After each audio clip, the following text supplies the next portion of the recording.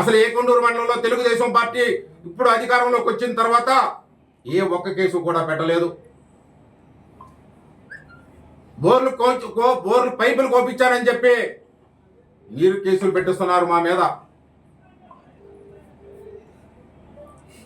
మీరు ఒక్కసారి ఆత్మ పరిశీలన చేసుకోవాల్సిన బాధ్యత ఉంది.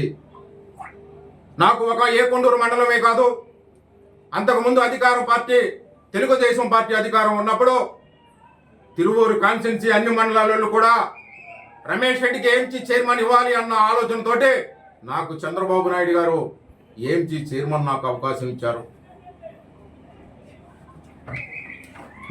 నేను ఏం తప్పు చేశానని చెప్పి నా గోబగూయం అనిపిస్తారు ఎమ్మెల్యే గారు. మీరు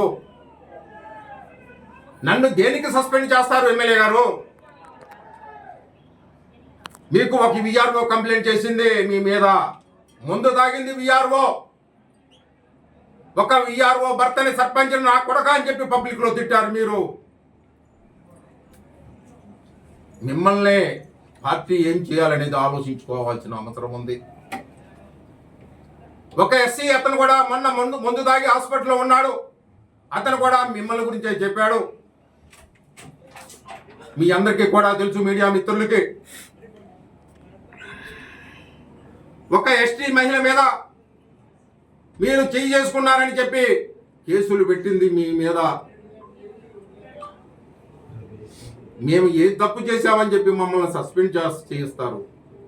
48 గంటలలో మీరు సస్పెండ్ చేయకపోతే మీరే రాజీనామా చేస్తామంటున్నారు. మీరు ఆత్మ పరిశీలన చేసుకోవాలి.